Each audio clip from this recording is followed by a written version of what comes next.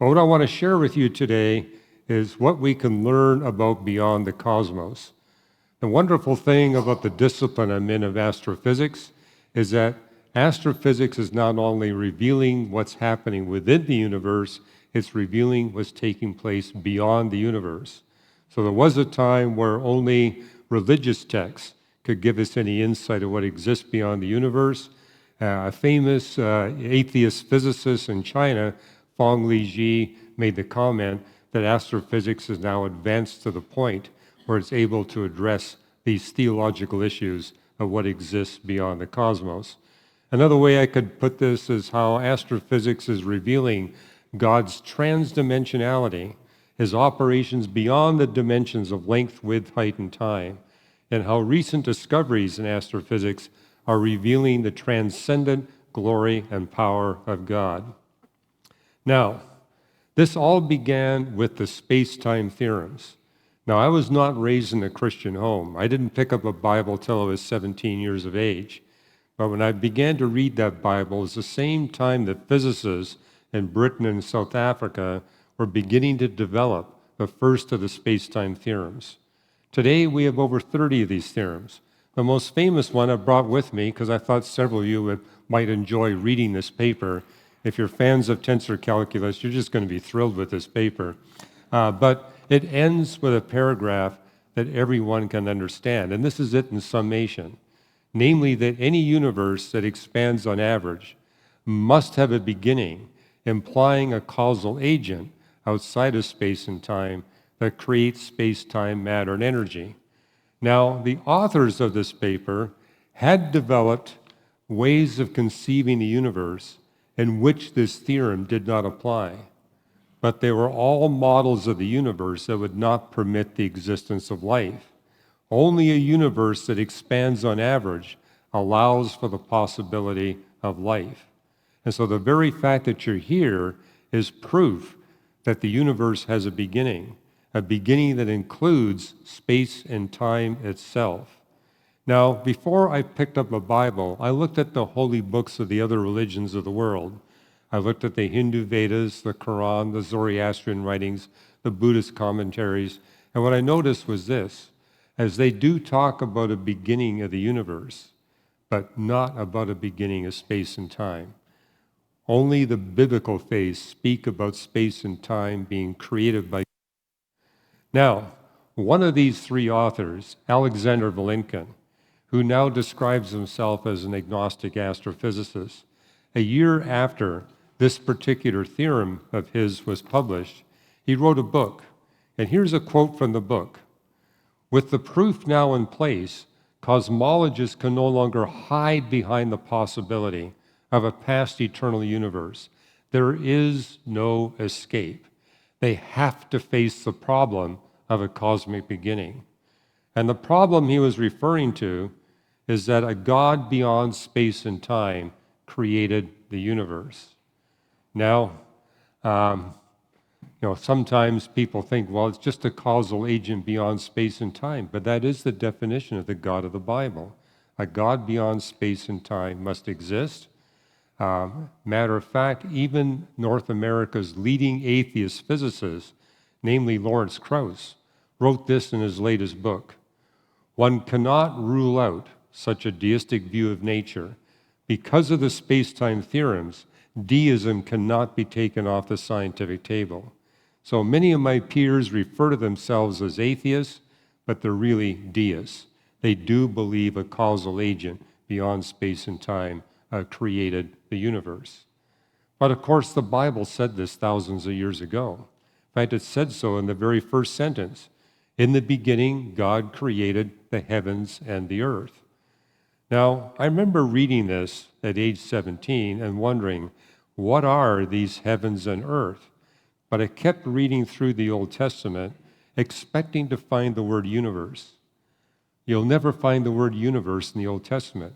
There is no biblical Hebrew word for the universe. But it's kind of like the French language here in Canada.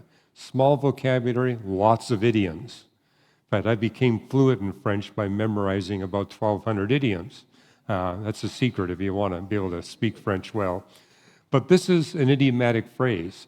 the heavens and the earth. You see this 13 times in the Old Testament, and in each case it's referring to the totality of physical reality, all matter, energy, space, and time. So this passage is saying, in the beginning, God created our universe of matter, energy, space, and time.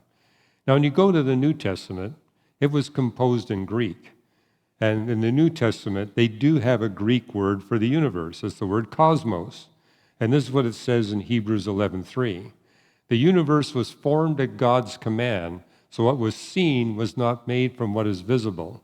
But in the original Greek, it's basically saying this: the universe that we can detect did not come from that which we can detect. And what can we detect? Matter, energy, space, and time. So it's saying the same thing as the space-time theorems. It comes from beyond matter, energy, space, and time. And there's about a dozen passages in the Bible that tell us that time has a beginning. Here's one example, 2 Timothy 1:9. This grace was given us in Christ Jesus before the beginning of time. And this is one of several passages that makes the point that before God created anything, he put into effect his message. He began his works of redemption before he created anything at all, which implies that everything that God creates is for the purpose of redemption. And that's the theme of my latest book, Beyond the Cosmos. Now, as we look at the universe, on the largest size scales down to the smallest size scales, everywhere we see overwhelming evidence that everything has been designed, fine-tuned, to make possible the redemption of billions of human beings. And as you read the book of Romans, the moment that the full number of humans that God intends to redeem have been redeemed, the universe will have fulfilled its purpose, and God will replace it with a new realm.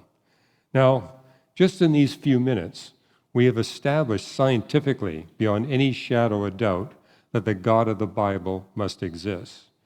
And when I present this message in front of scientists who are agnostics and atheists, I get a question back every time in the Q&A time.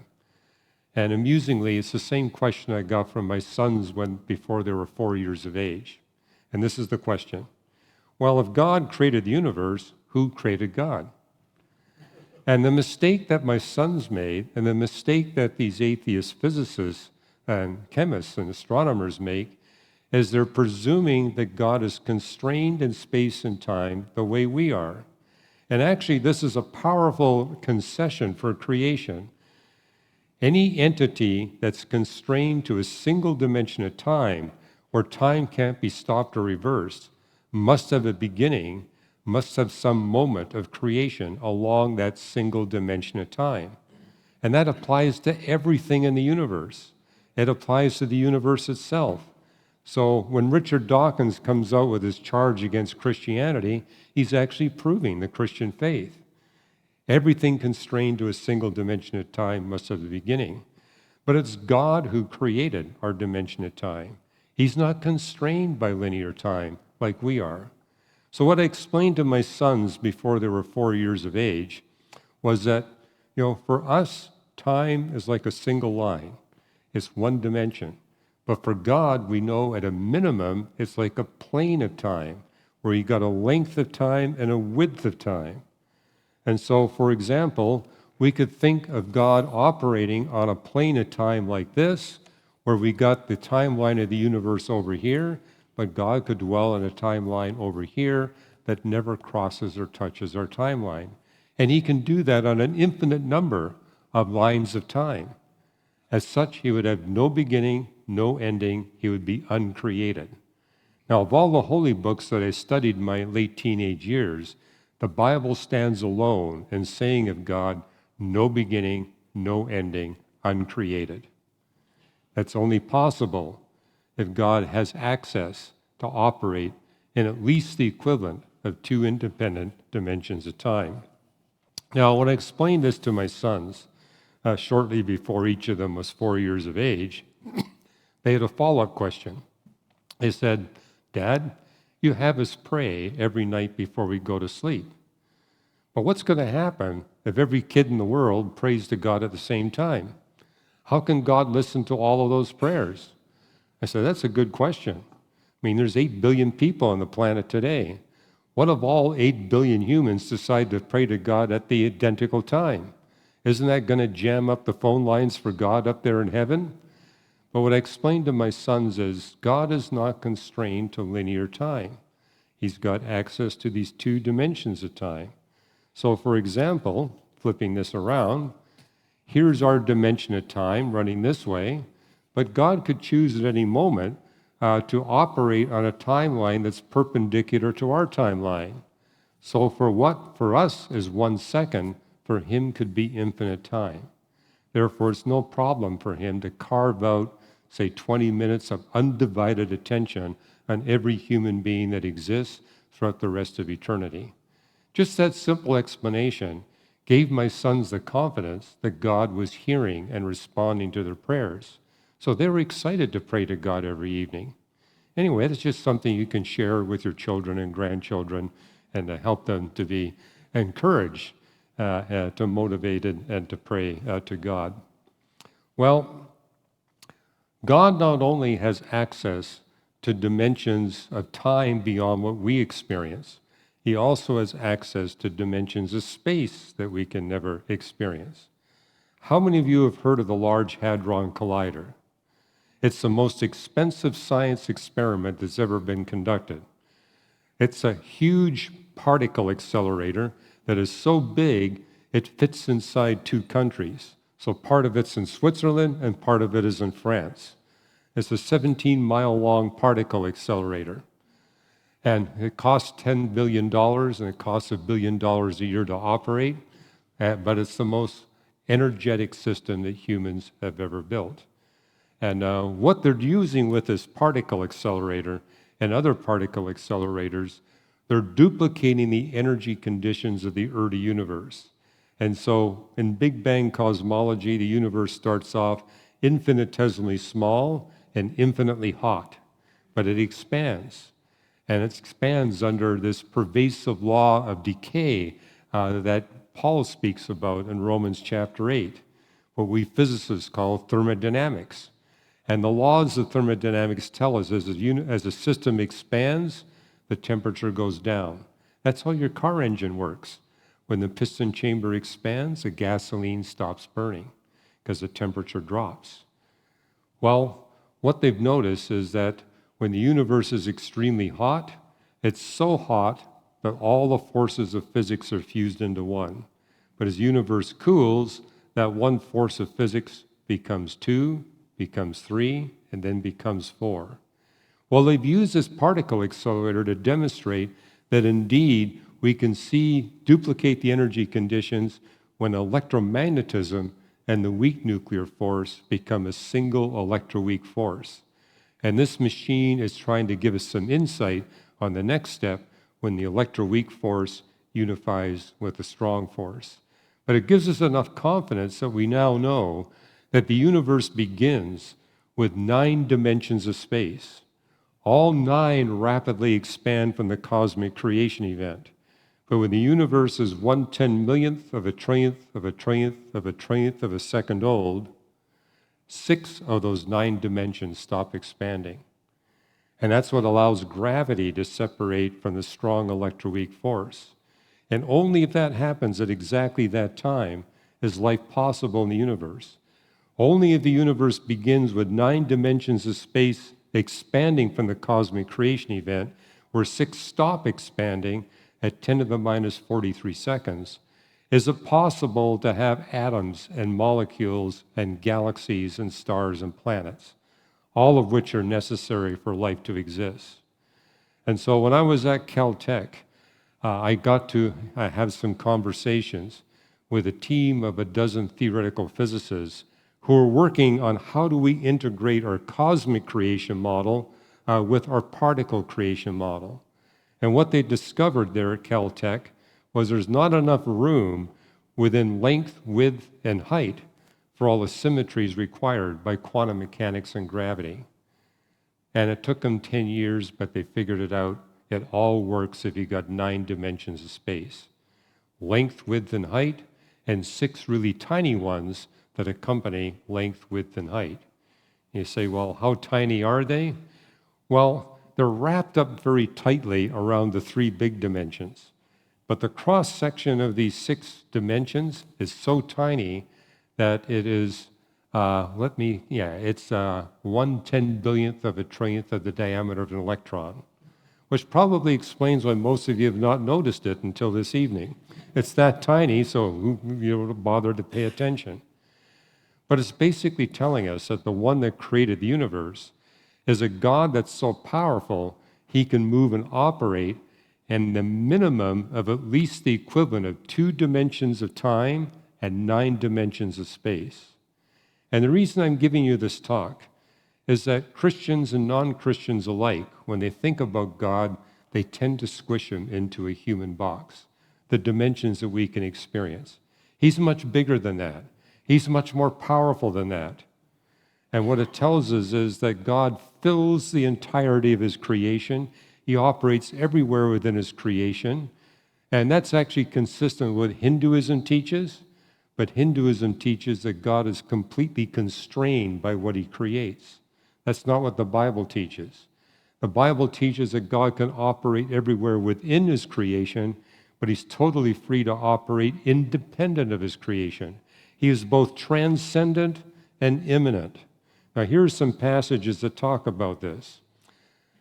Because of what the Bible teaches and the physics now demonstrates, God must exist and operate both within and beyond the 1 time dimension and the 9 space dimensions of the universe. Or what the Bible teaches, God is simultaneously and continuously both immanent and transcendent. Immanence means he's operating everywhere within the universe. We see this passage in Jeremiah 23. Can anyone hide in secret places so that I do not see him, declares the Lord? Do not I fill heaven and earth? Or what King David said in Psalm 139. He says, if I go up to the heavens, you are there. If I make my bed in the depths, you are there. If I rise in the wings of the dawn, if I settle on the far side of the sea, even there your hand will guide me. In other words, there's nowhere we can go within this entire universe of 2 trillion galaxies where we can escape God. He is literally everywhere. As David continues, if I say, surely the darkness will hide me, and the light become night around me, even the darkness will not be dark to you. The night will shine like the day, for darkness is as light to you. Which means that God right now is sitting closer to you than you are to one another. And he does that throughout the entire history of your life here on planet Earth. He's always closer to each one of us than we ever are to one another. But he's also transcendent. As we see in 1 Kings, the heavens, even the highest heavens, cannot contain you. Or what we see in the book of Job, the Almighty is beyond our reach. He's beyond anything we can see or touch. And you see this explicitly stated in the New Testament in 1 Timothy. God whom no man has seen nor can see. Paul is making the point here, it's impossible for us to see God or touch God. Yet we see multiple times in the Psalms and elsewhere that God is near. Or what you see in the book of Acts, he is not far from each one of us. So how is it that God can be closer to us physically than we are to one another, and yet it be impossible for us to see him or touch him? Well, I could do this by appealing to mathematics beyond length, width, height, and time. In fact, I took a course as a sophomore mathematics student at the University of British Columbia on complex variables. It was a whole course on transdimensional and extra-dimensional mathematics. It's the most fun math course I ever got to take.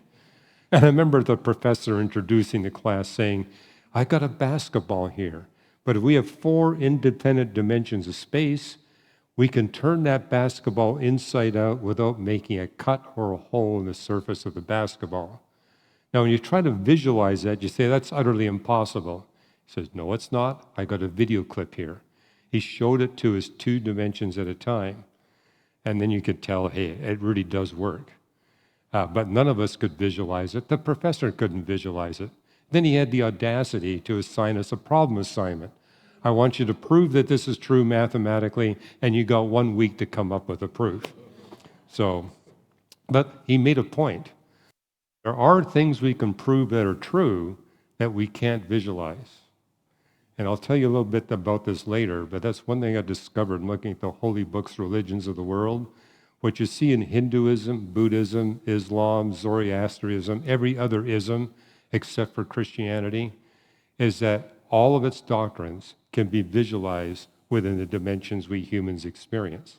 But the Bible is filled with teachings about God that can't possibly be visualized within the dimensions of length, width, height, and time, which was evidence for me even before I became a Christian. What we see in the Bible clearly does come from a source that's beyond what we humans can visualize, that's beyond the universe. Now, you cannot visualize dimensions beyond length, width, height, and time, but we can all visualize dimensions less than length, width, height, and time. So I've invited a couple to join me up here this evening, this afternoon, and it's a couple that has a very serious handicap. They only have access to 2 dimensions of space, length and width. I want to introduce you to Mr. and Mrs. Flat, okay? They only have length and width, they don't have height.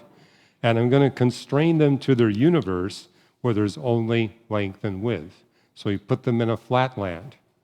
But this helps us understand what the Bible is teaching, because it tells us man looks at the outward appearance, but the Lord looks at the heart. As I was just saying, it's impossible for any of us to see or touch God, but he's physically closer to us than they are to one another. I can put my hand 1 millimeter above the plane of Mr. and Mrs. Flat's universe. I'm now physically closer to them than they are to one another. But because I'm above their plane, it's impossible for them to see me or touch me. As it says here, man looks at the outward appearance. Well, here's Mr. Flat looking at his wife. When he stays put in one position, what does he see? He sees a single line about that long. Now, if he carefully walks around his wife, he gets different line segments, and over several minutes, using his 2-dimensional mind, he can actually figure out the outline of his wife. But notice, he can never see what's inside.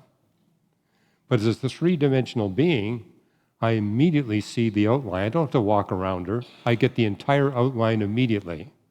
But I see the inside as well as the outside. Same way with God.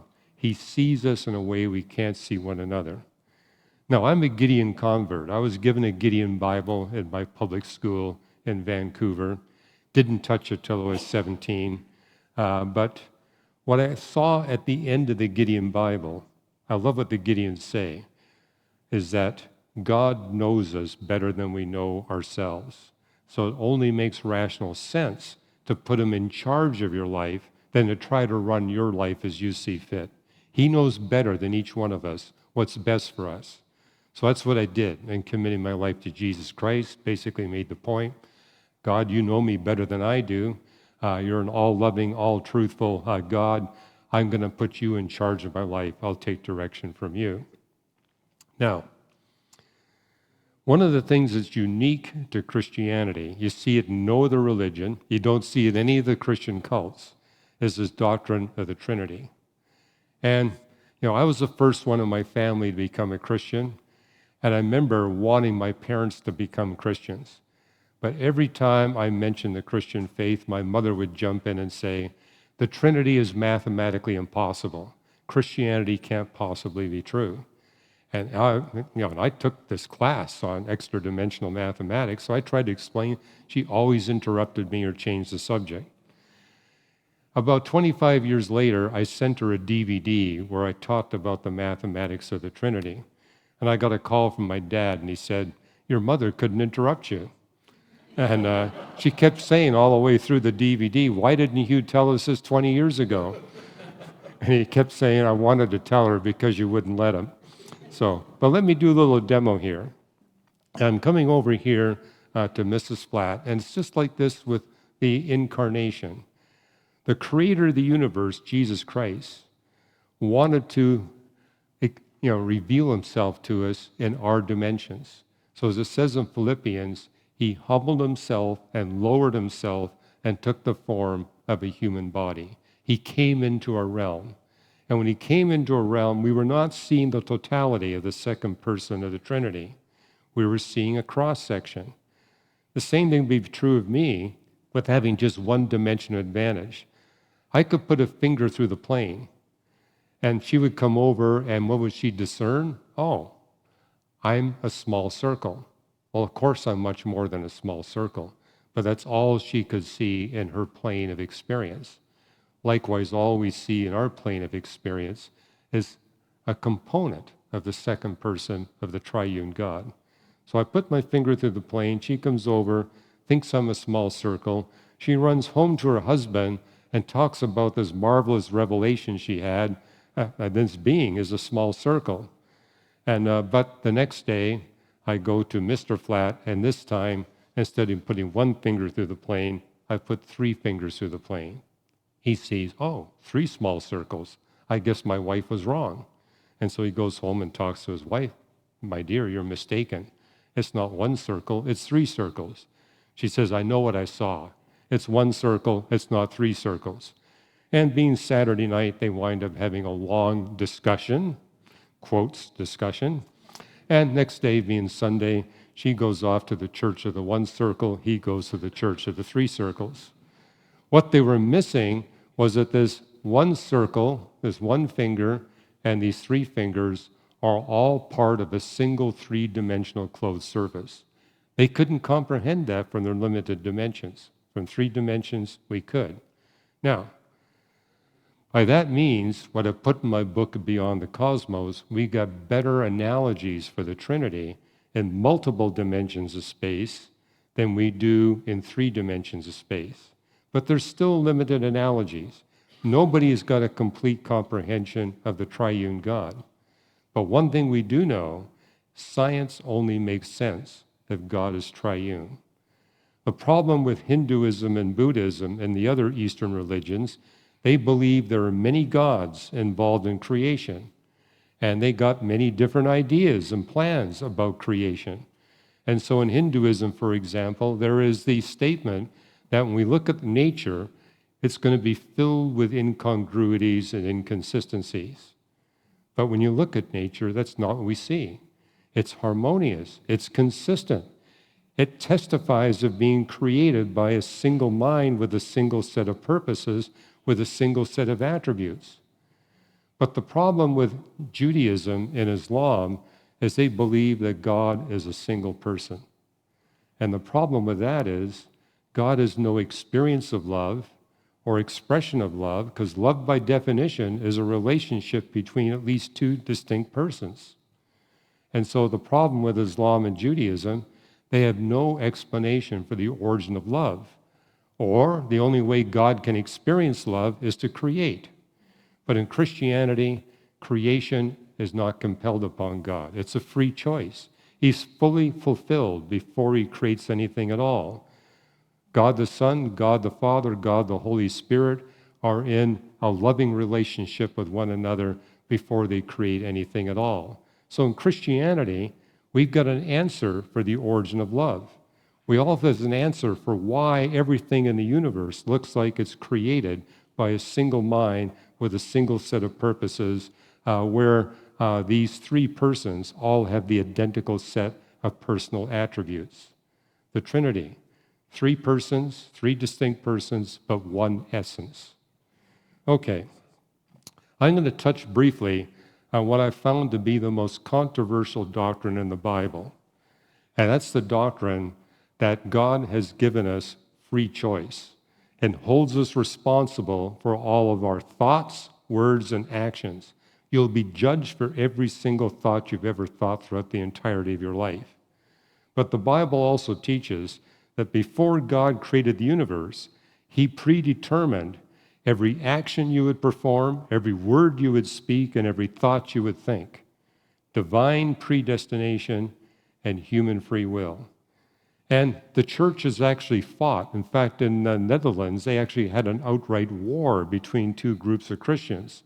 one who thought it was free will, and one who thought it was predestination. Well, what you'll see in my book, Beyond the Cosmos, I give you a list of all the passages in the Bible that teach human free will. And I got another page where I give you all the passages that teach divine predetermination. What's interesting is they're about equal in number.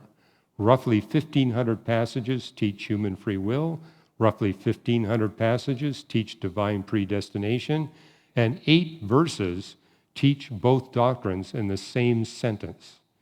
I'll give you an example, Joel 2:32. All who call upon the Lord will be saved, all those whom the Lord calls. So you got both doctrines in the same sentence, which means that these two doctrines must be simultaneously and continuously true. And what I do in my book, Beyond the Cosmos, is show you why that's impossible to reconcile in length, width, height, and time. But it is possible to reconcile if you simply allow God to move and operate in the equivalent of 3 independent dimensions of time. Now, I don't have the time to take you through this resolution, but I'll get you started. Here, think about a time. This is not a circle, this is a sphere of time, where you got time as length, width, and height. You can do a timeline of our universe on one of the latitudes. So that little red line, that's 13.8 billion years of the universe's history. And we can put God at the North Pole of that sphere of time. So from a single instant of time, he can drop a perpendicular timeline to, say, 10 billion years back in the past history of the universe, another perpendicular timeline to the present moment, and a third timeline when he decides the universe is done and he's going to replace it with a new universe. What's interesting is that he is operating from a single instant of time, the entire timeline of the universe. Do I need to make? But what I want you to see here is that along the entire timeline of your life, along the entire timeline of the universe, all those moments of time gather together at a single instant of time at this North Pole of the sphere of time. Now, what this does is show you the doctrine that Paul teaches in the book of Ephesians, that God foreknows. He knows everything that happened in the past. He knows the present. He knows everything in the future. He's got total knowledge of everything that's going to happen in the entire future of your life. There's another good reasons why to trust him with your life, because he knows everything that's going to happen in your life, every person you're going to meet, everything they're going to say. Well, what I've done in Beyond the Cosmos, and by the way, anyone can get a free chapter of the book by going to reasons.org/Ross. So if you talk to somebody who's got questions about this, they can get a free chapter. And the chapter we're giving away is a chapter where I show you 3 different ways you can have human free will and divine predestination simultaneously operating. Now, it's quite possible, even probable, that my 3 solutions are wrong, because in multiple dimensions of space and time, God's got millions of different ways of making it happen. I show you 3 ways it can be done. And my whole point is, we're proving it's not a contradiction. We're proving it's a resolvable paradox. And so that's what paradoxes are, things we can't see the solution of in our limited context, but when we look at it from a bigger context, we can see that it's not a contradiction. It can be resolved. But as I shared with you earlier, a major factor in my coming to faith in Jesus Christ is recognizing that the Bible is unique in teaching doctrines that transcend length, width, height, and time. And I'm not even persuaded that God is resolving all of these doctrines in extra dimensions. I mean, he can create dimensions at will. He can remove them at will. So maybe he's doing all this in some way beyond space-time dimensions. There may be other kinds of dimensions. I don't think he needs dimensions at all. But it's a good way for us to at least get started on understanding how big and powerful our Creator is. But the fact that the Bible stands alone in teaching these doctrines means its message comes from beyond the universe. that comes from beyond the minds of human beings. What I saw in the other religions of the world are the limitations of human visualization, which told me they didn't come from God. They came from the minds of human beings. The Bible alone has a transcendent message, meaning the Bible alone has a signature of coming from a being beyond the universe. Now, we not only have a book Beyond the Cosmos, we also have a DVD called Beyond the Cosmos. It's a DVD I prepared for children and school-aged people, because what I've discovered is children actually get these concepts easier than adults do, and for a good reason. You know, my wife says I'm a compulsive experimenter, because when our two sons were born, I did experiments on them when they were a month old, 2 months old, 6 months old, to test an idea I had that children are born thinking in 2 spatial dimensions, so it takes some time to transition from 2 to 3.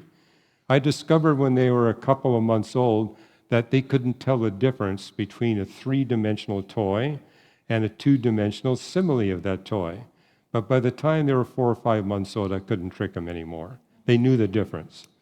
Maybe that explains why someone who's 3 or 4 years of age gets these concepts a lot more rapidly than somebody who's been stuck in a 4-dimensional rut for 40 or 50 or 60 years. But let me close with what I think is the most important transdimensional doctrine of all. And that's the doctrine of Jesus dying on the cross, and in 6 to 9 hours on the cross, paying the atonement price for every sin that every human being has ever committed. And we're told in the Bible that the penalty for our offenses against God and one another is eternal torment in hell. Now, that Greek word for torment is restraint, which I think is a good thing, because the worst thing about hell is who else is there. But God says, don't worry, I'm going to restrain every individual in hell to a degree proportional to the sin that they've committed in their life here on earth. And that restraint basically guarantees they're not going to make life more miserable for everybody else who is in hell. Okay, 6 to 9 hours on the cross. How can Jesus, in just 6 to 9 hours on the cross, atone for the sins of every human being who's ever existed? Now, it is true that a death by crucifixion is the most painful way anyone can die. It's the most painful execution method possible. But what I want you to imagine here is a plane, and the plane's going to be the screen here, but this line I have coming out from the screen, basically I want you to imagine it coming from behind the screen and going straight out from the screen. And so, and that little ball there is going to be 6 to 9 hours in our time frame, coming straight out like that. But we got 2 more dimensions in the screen, right? We got a length and a width in addition to the dimension coming out. And so what was dying on the cross was not just a human being. It was God. Jesus was both God and human. And as God, he had access to another dimension of time. And so he could exist for an infinite amount of time, up and down along the screen. And in the other dimension on the screen, he could actually suffer along, hit the wrong arrow. In that third dimension of time, he could suffer along 100 billion parallel, infinitely long lines of time. And so, suffering in 3 dimensions of time, all that can be compressed into just 6 to 9 hours of our dimension of time. It's one way, and only one way, that Jesus in just 6 to 9 hours can pay for an eternity of torment for billions of human beings. Now, I'm not saying this is the way he did it, but I'm saying this is one way he could do it.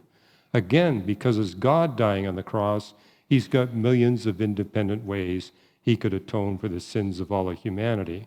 But it gives us an appreciation for what Jesus was going through in the Garden of Gethsemane when he was praying drops of blood, intense pain in his prayers, saying to God the Father, is there any other way? Because he knew full well what he was going to have to go through in that crucifixion on the cross. And I share this with you based on a verse in Hebrews 2:3. How shall we escape if we ignore such a great salvation? In my experience, is the reason why a lot of unbelievers do not accept the atonement price that Jesus paid. They don't realize the magnitude of what he is offering. So this is the way you can share with people the magnitude of what Jesus went through in the cross in order to take account of all the sins they've committed against one another and against God. And if they fully comprehend that, how can anyone in their rational mind turn down such a great offer of salvation?